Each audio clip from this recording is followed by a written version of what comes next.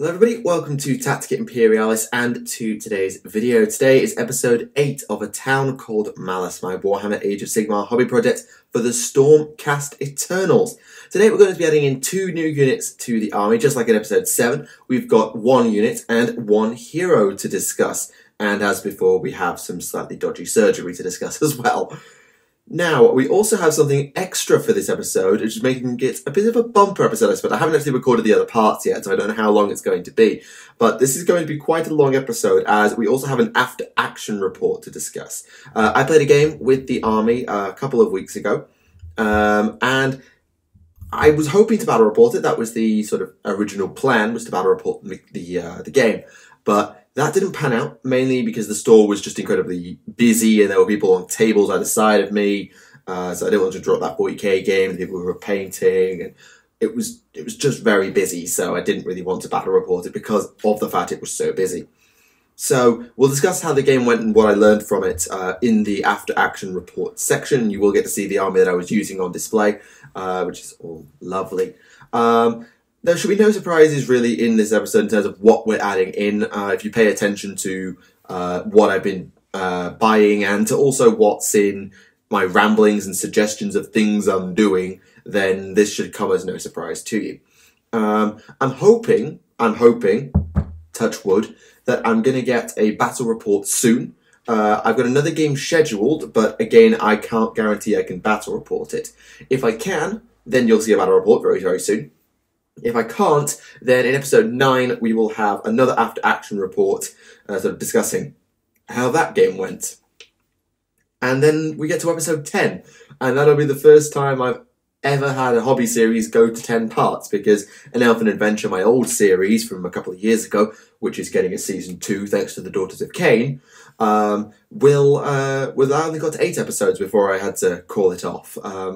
Due to one thing and another. This one is going to get 10 and keep going a little further, I hope. So, I hope you enjoy the episode. Let me know what you think in the comments below about the models that we're adding, the game that we play, and also some of the things I'm probably going to bring up about how I like the army to function, because it was interesting talking in the comments with you guys about how the army works as to what I want to do versus what Stormcast typically do, and so on and so forth. So, all that to come. But for now, let's start with the unit as we did last time. This is episode 8 for a Warhammer Age of Sigmar hobby project, a town called Mallus. Here we go. So, this is our unit for today's video. 3 Vanguard-Palladors. I've been bigging up Vanguard-Palladors for quite a while, saying how I wanted to get them into the army to add some maneuverability, and, well, here they are. These are 3 basic guys, including a prime, and they are armed with the shock hand axes as opposed to the Star Strike javelins. There's primarily a logistics reason for that rather than gameplay or aesthetic. The main reason being I think the axes are less likely to break in transit back to England than the javelins. That probably won't stop me from building my other unit of Palladors with javelins, just so I've got both already, but hey, what can you do? So, these guys are 220 points for 3 models. The Prime is obviously a free upgrade, and he comes with a Lunar Blade on top. I'll get to all those details in just a moment, because first, let's talk paint scheme. And actually, let's talk the kit in general, because this kit gave me nightmares. For those of you who might have joined me on a live stream, I don't think I ever put that particular stream live, so no one who wasn't there won't have seen it. I had nightmares assembling this kit, and you can sort of tell if you look a bit too close at a couple of the models. So this guy over here, his leg is not on very well, and one of his reins is broken. The Prime was fun. And the guy on the left, I think the guy on the left was okay, he just took a bit of practice. And the main reason it was so annoying is the way that the riders are assembled. The Griff Chargers themselves, assuming that you leave them shoved on the base for ages, are actually pretty easy to assemble. The only challenge is the fact that they're literally balanced on 1 foot. So if I get my most right-hand guy, this is actually the easiest Griff Charger to assemble because it's on 2 feet. but the Prime, who I'll show you here, on one leg, and the guy here also on one leg. This makes them a bit of a pain in the butt to assemble, but overall not too bad for the Gryph-chargers themselves, and they're very easy to paint. The fun part is the riders. Don't mind the traffic, by the way, because the riders, well, they assemble in a really wonky order. Unlike, say, the Draco's cavalry, where the legs are permanently attached to the mounts, with the lower torso, sort of the hip area, already on, the legs, the hip joint, well, the torso and the hips are together, and the legs are both separate components that have sort of slots that you put them on the mounts. Sounds good in principle, but either they're not very well aligned, or I'm very, very bad at assembling them, because no matter what I did, I could not get every single component to line up. You could get the legs in place, as I did on my Prime, so it's quite flush. You sort of see there's a tiny, tiny gap. So I get it pretty much flush, which allowed me to get them just about flush to the torso. Just about. But you can then see there's a whopping great gap on his arm, which is kind of mandatory because the reins very much are one position. You can't really move those, so getting the torso to line up with the legs to line up with the arm was just a pain. This guy was alright, actually. I think this was actually the best of the three. Sort of, he's very high off his seat, and I'm not sure if he's supposed to be, but alright, I'll take it. And this guy, I already mentioned, I think this was the guy actually I was trying to assemble on stream. I'll just slide them over. You can see there's a gap in the leg there. One of the reins is snapped. This kit is not fun to assemble, and I'm not looking forward to doing the second kit, because it's just a pain in the butt to get the riders on, and I think it would just be much, much, much easier if the legs were actually on the mounts. I'm not saying you have to, well, how am I saying? It comes with its own set of ups and downs doing that. The main down being that it's harder to paint the saddle and the cloth on the side of the saddle, which admittedly not having the legs on made it much, much, much, much easier. But when you actually put the legs on, the torso and the arms just don't line up, or at least I can't make them line up, which is probably more saying something about me than it is about the kit. So this might be pointless whining, and most Stormcast players can do it. I just kinda can't, and I'm sorry. So my Palladors don't look great up close, but at a distance, they look pretty good. So I'm just going to leave the Prime on the screen while I discuss a bit more about the paint scheme, because the paint scheme is pretty much typical for my Vanguard chamber. Actually, I'm going to put it the other way. You can get a bit more in the shot. So I decided I wanted a bit of variety in my Gryph-chargers, whilst maintaining a similarity to my Lord-Relictor's Gryph-charger. So the Stegodon scale green base with a dry brush and a wash is still there. However, the leftmost one, who I've just pulled off to the side of the shot, this guy over here, I actually bought a new paint. I just whacked my microphone, well done me. I actually bought Hellion Green, which is a separate dry brush, which is sort of similar to Skink Blue, but it's more green than blue. And I actually used that for this most left-hand Gryph-charger, just to have a little bit of difference. And he's also got red feathers and purple scales. Or sort of plating, I suppose is the word I'm looking for. The Gryph-charger to the right is done with a Cantor Blue base coat, which is then dry brushed with Skink Blue, and the feathers are Stegodon scale green, again dry brushed with Hellion Green, and the plating is done in red. And for the Prime, I'm trying to remember how I did this one. I think this one was... I don't even remember. It might have just been blue with no dry brush, or if it was a very light dry brush of Skink Blue or Hellion Green. The scaling is just Stegodon scale green, and then the feathers and the other plumage are in red. Just to have some variety, I suppose. When I do my other three Gryph-chargers, I will endeavour to mix them up once again. And then my second Lord-Relictor, I plan to make exceptionally different because of, well, I just wanted to stand out. So he might have a white or a red Griff Charger just to make him stand out. I'm not sure yet. Now, let's move on to rules and tactics and things, because that's fun. So these guys are armed with a Bolt Storm pistol, so 2 shots, 3s, 4s, no rend damage 1, same as Vanguard Hunters. They can, in this configuration, wield a Shock Hand Axe, which is 2 attacks, 3s, 3s, no rend damage 1, so better than Vanguard Hunters, who are either 3s, 4s, or 4s, 3s, as I've discussed in the past. And their Griff Charger has 3 attacks, 3s, 3s, rend 2, damage 1. However, if you roll a 6 to hit, you do a mortal wound instead. So Griff Chargers hit pretty hard. And the Prime, which is this guy, is also armed with what's called a Lunar Blade. You can't really see it. It's this thing here. And that just does a free mortal wound on top on a 2+.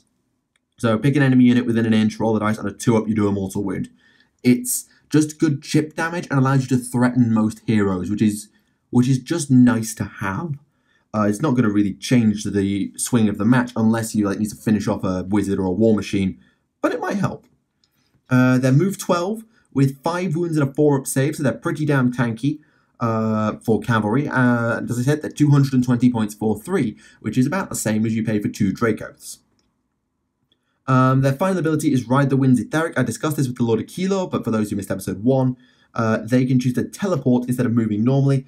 You roll 6d6, and you move in a straight line in a direction you chose, and you must end more than 3 inches from enemy models. If you can't do that, you can't move at all, and you cannot run or charge in a turn you do so. This is great for objective grabbing, and it is great for objective denial if, say, there's just a lone model camping an objective.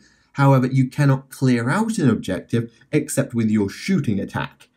So it's good, but not stellar.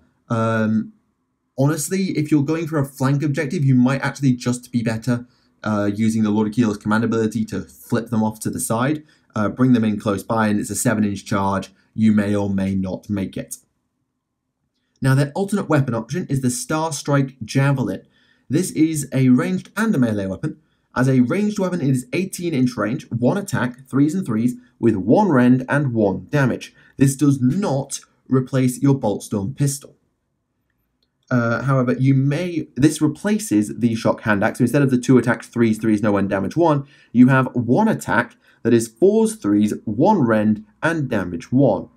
As a result, you gain damage as a ranged unit because you do, well, debatably, because you double your range and you gain a to wound roll and you gain some rend at the cost of an attack. So probably net you gain damage. As a melee unit, though, you lose an attack and you lose a hit point in exchange for 1 rend and 1 extra inch of range. So that's up to you as to whether that's better. If you want a melee-focused Pallador unit, I personally think, and I'd have to go away and do calculus, which I know people don't like me when I do calculus, but if I did, I'd probably find that the Shock Hand Axe is the better melee weapon.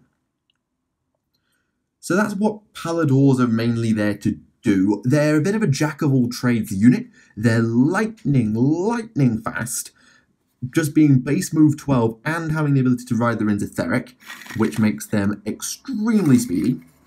And that makes them very good for objective capping, objective denial, and such. But their actual damage output is kind of just alright.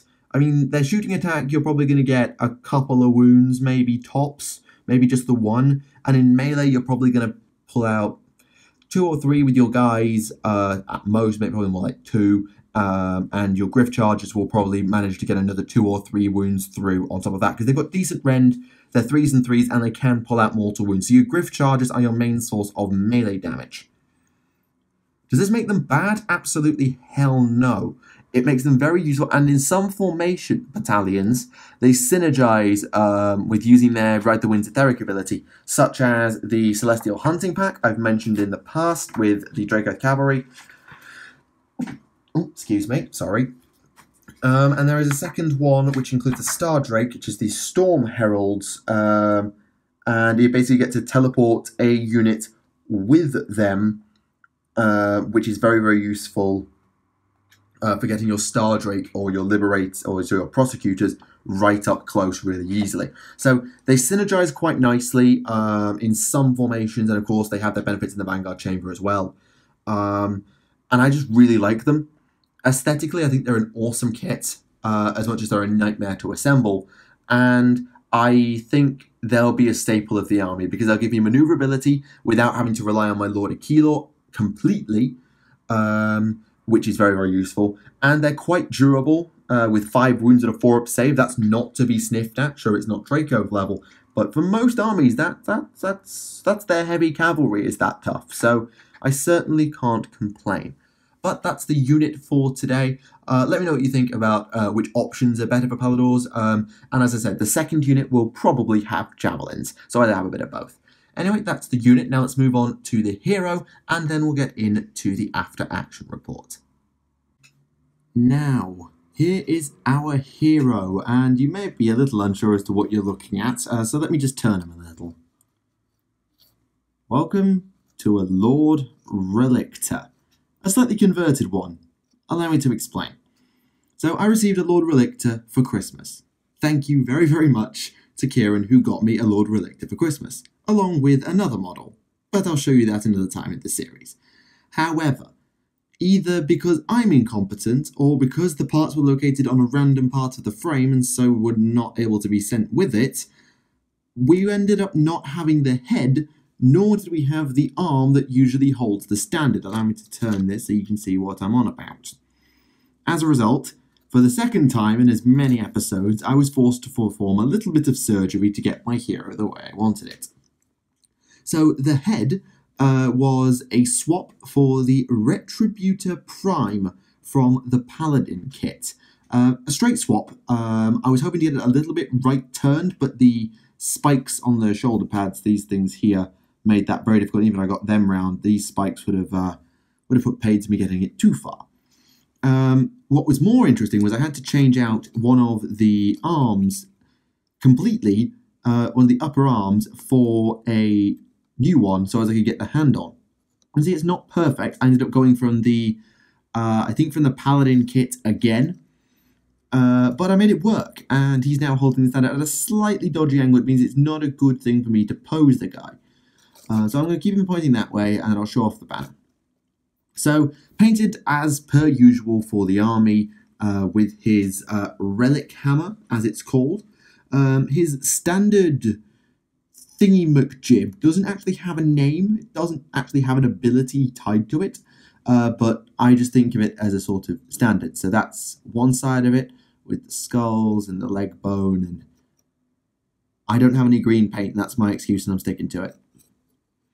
Then on the other side, see, on the other side you sort of have a fallen hero, a bit of red fabric, holding a sword with a little crownlet. I forget what those are called right now.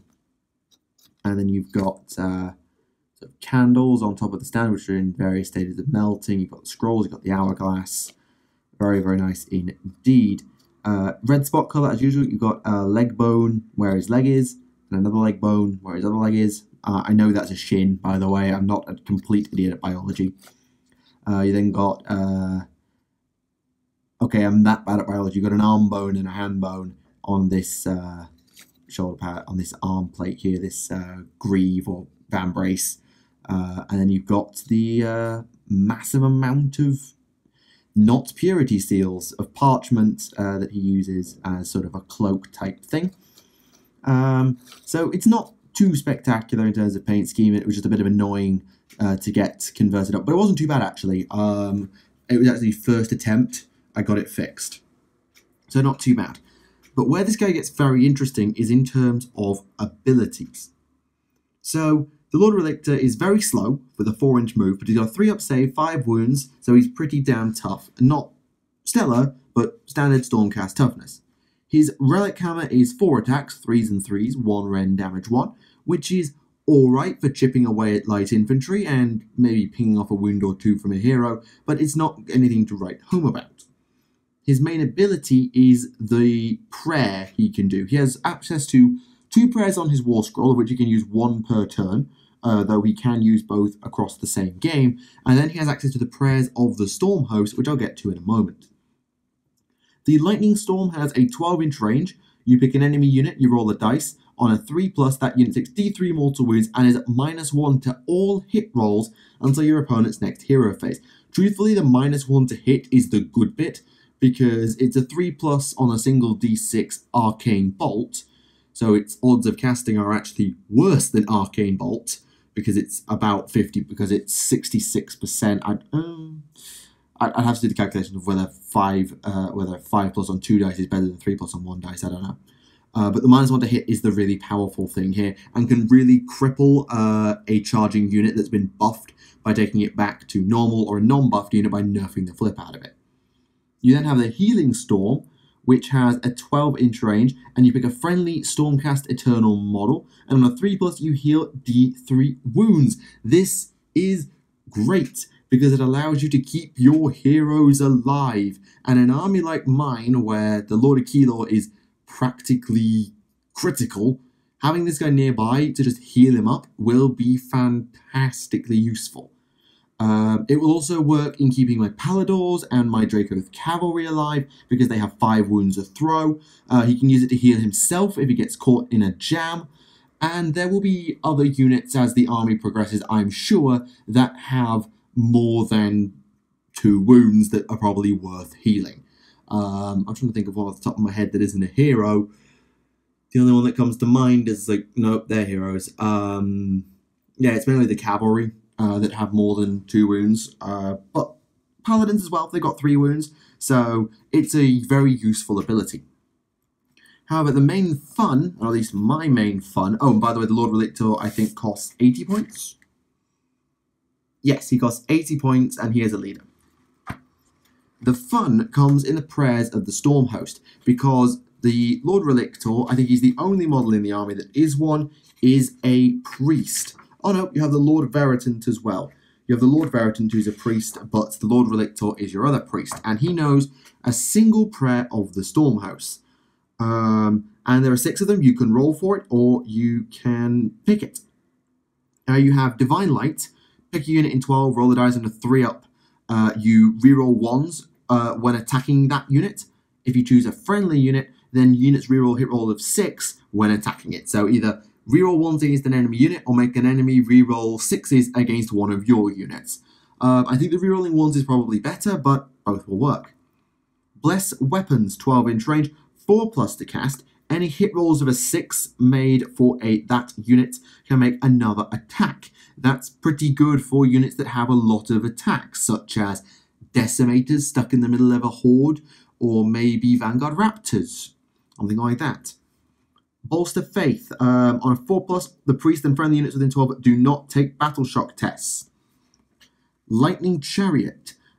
Pick the priest or a friendly unit within 3 inches and roll a dice. On a 3+, remove the chosen unit from the table and set it up again anywhere on the table up to 24 inches from its previous position and more than 9 inches from the enemy. It may not move again.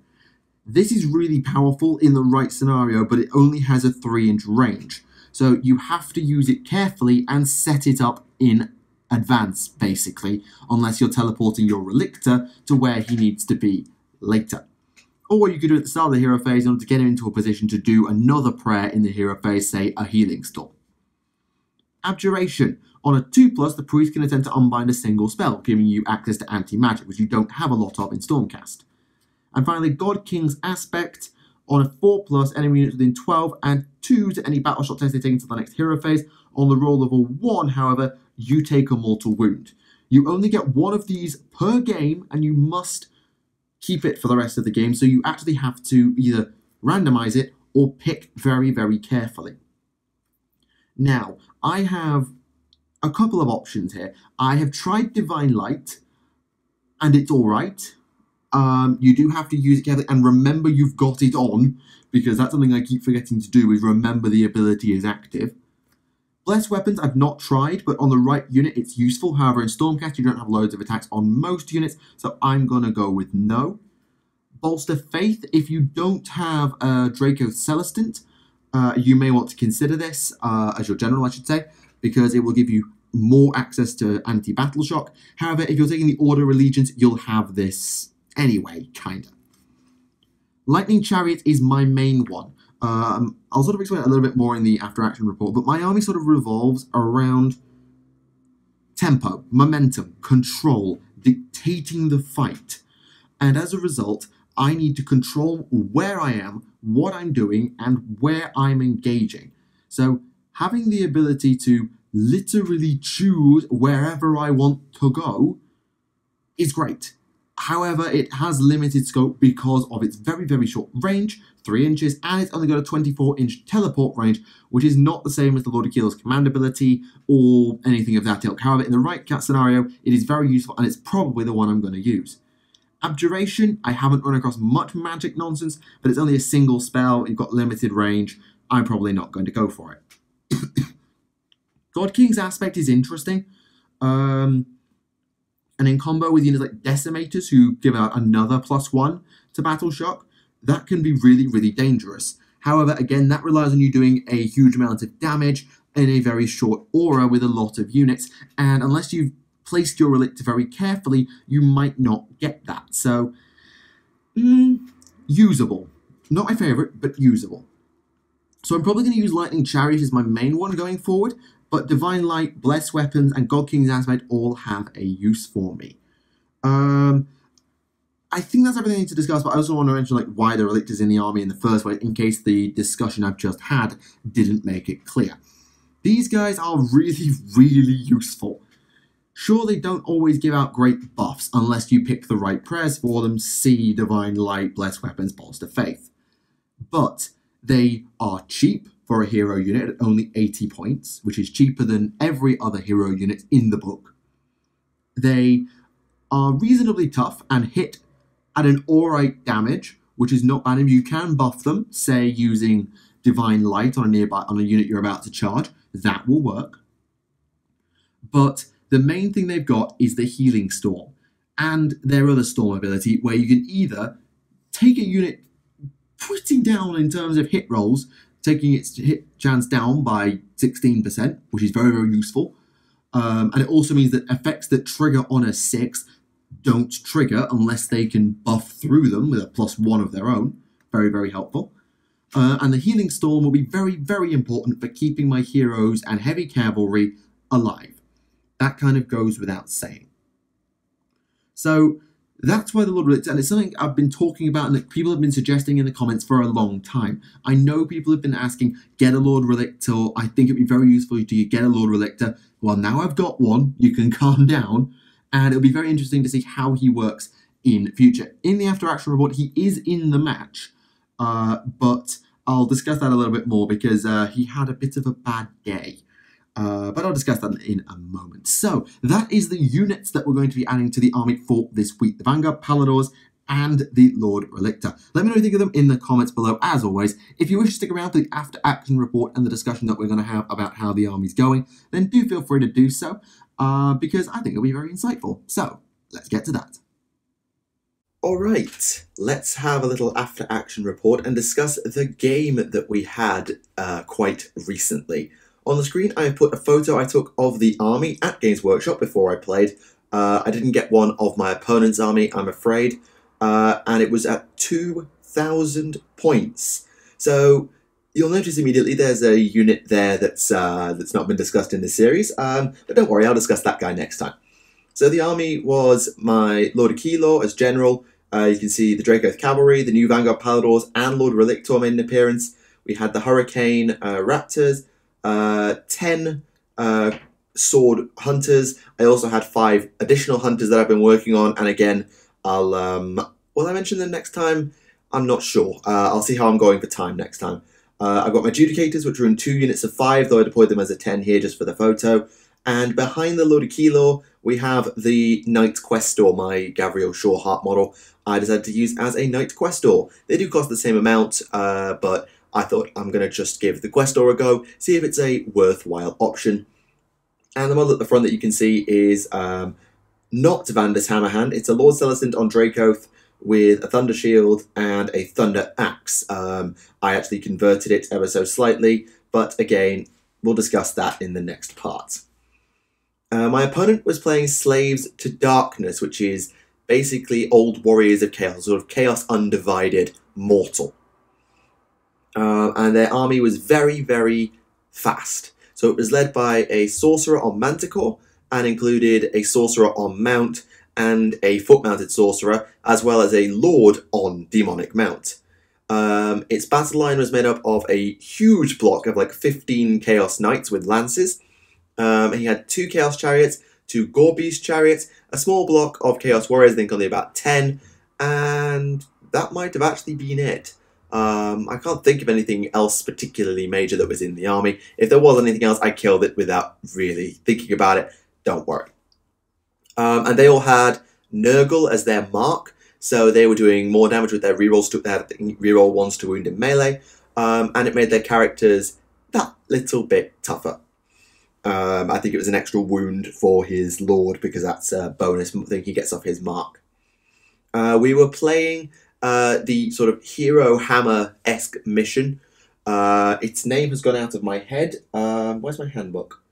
I don't have my handbook to hand, but we were playing a mission where only heroes and behemoths can control objectives. You get more points the longer they're there, and they heal for the amount of points that that hero has scored. So it's an interesting setup where your heroes become vitally important. We both had 4. He had 3 sorcerers and his lord. I had my Relictor, my Questor, my Aquilor, and my Celestant. Unfortunately, I had to go first. I finished deploying just last, and my opponent made me go first. And for anyone who knows what happens with me when I play Age of Sigmar against Chaos, the inevitable happened. I went first, I got double turned, I got ran over. Well, almost. That's what happens with my elves. With my Stormcast, not so much. But I did get double turned on turn 1 too. So I started, I advanced my Palladors a tiny, tiny bit, but I played very, very conservative on turn 1 because I was so scared of double turn. And then he used his Lord's command ability, which made his Knights a little bit more powerful. Actually, no, scratch that. Made them stupidly more powerful. He buffed them to hell. So they were rerolling 1s to hit, they had +1 to hit, they were rerolling their charges, they were rerolling 1s to wound because of Nurgle. They had lances, so they were all at damage 2 and +1 to wound from that.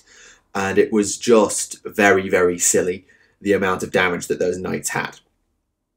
So of course those Knights charged my Palladors and wiped them. Completely wiped them in a single volley.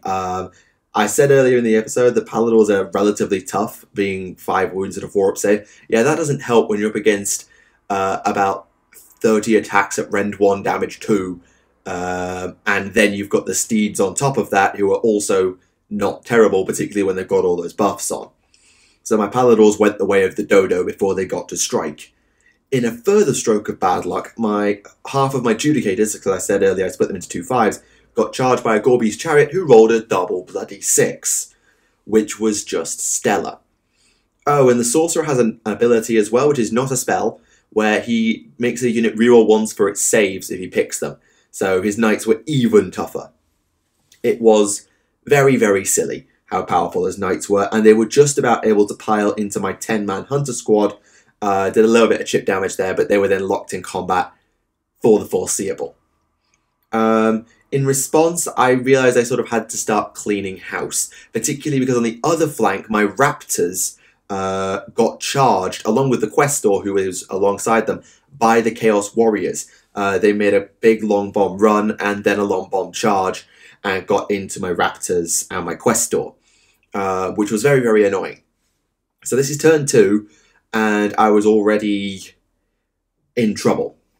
However, I feel quite proud of the response I managed to muster, because my cavalry smashed into one of his chariots, my cavalry got charged by his chariot and smashed it completely into pieces, which was lovely, so thank you, concussors. And they then went on to charge the sorcerer on Manticore, and they almost killed him. I was really actually very unlucky not to kill him with my charges. He got down to 3 wounds from practically full. I might have done a little bit of chip damage with a little bit of shooting, but for the most part, I almost one-shotted the guy. Excuse me. I almost one-shotted him. And if I'd rolled a little bit better, or he hadn't got so lucky with his saves, I would have one-shotted him. And I was made to pay for it because with his very few attacks back, he managed to do a D3 damage attack that did 3 wounds, and with the attacks of his steed, managed to wipe out one of my concussors. So I traded almost the entire sorcerer for one cavalryman, which you'd say that's a fair trade, but when you're already on the ropes, it's not great.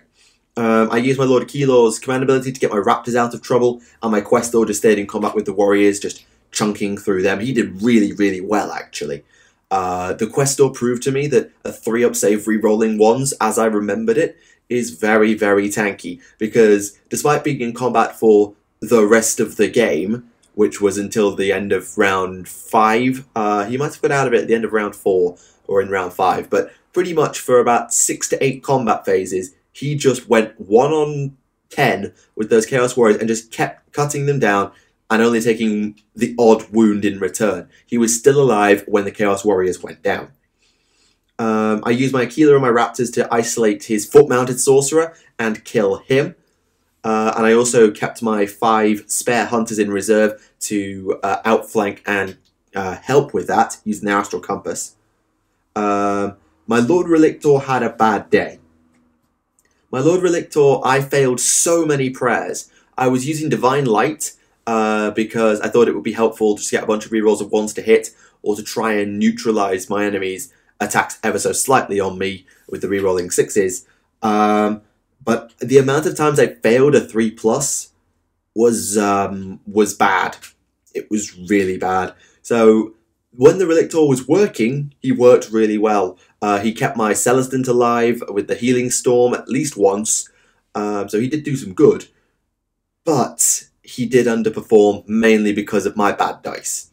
However, my Celestant on Dracoth was amazing. He using a Thunder Axe, which gets +1 attack for each unit within 5 inches, friendly unit, and thanks to having the Hunters and the Relictor nearby, he was able to charge into the Knights, and he went through them. He didn't wipe them out, but he must have accounted for nearly half the unit on his Jack Jones. He did really, really well. And he was taking pings in return, but he was still doing really well, to the point that my opponent actually committed his Chaos Lord, who was his general, to try and take out my Celestants, and they sort of traded with each other. So my Celestant went down, but I took his Lord down with me. Fair trade, plus I'd done a bunch of damage to the Knights.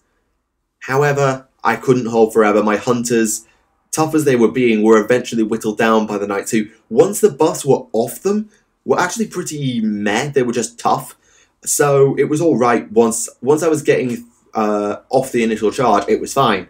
So my Hunters tanked pretty well, the 10 of them, but they eventually died, and that freed up the cavalry to go and wipe out my Judicators. The other 5, the first 5 went down to the chariot, the other 5 went down to the cavalry. The Dracoths were seen off by magic for the most part, so a sort of a magical and then melee combo just finished off my knight, my Dracoth cavalryman. My Relictor was killed by one of his Chaos Chariots. The other 2 chariots, one was seen off, as I said earlier, by the Dracoths, and the other one was seen off by the Aquilor, the Raptors, and the Hunters, who were outflanking. And they did really well. And then I tried at the end of the game. So at the end of the game, going into round 5, I was, I think, 6... I can't remember what the score was, but I was in enough range that I could have, if I had priority, maybe pulled some desperate gambit to try and win the game. I was in a position, if I win priority and kill the last remaining hero, because I was able to finish off his Sorcerer Lord with shooting, his Manticore Sorcerer with shooting, if I can kill that Cavalry Sorcerer and get my Aquilor to that objective, all in one turn, ideally by making a long bomb charge, I can win. But I didn't get priority, so I lost. My Aquilor did survive, despite taking a charge from the Chaos Cavalry. He survived on 1 wound, and I was unable anyway to kill the Cavalry Sorcerer, so I wouldn't have won even if I had priority, but I lost, I think it was 8-3 final score to the Chaos. So what can we take away from this game? Well, one, Stormcast are very, very resilient even if they get caught by a double turn. Yes, the Palladors got wiped, and that sucked because they were quite an expensive unit that I wanted to try out. But once the cavalry charge had been blunted, at the cost of my Palladors, they didn't do much. The Hunters tanked well, the Celestant Lord tanked amazingly well. So the Stormcast have got resilience on their side, that's no surprise to anybody.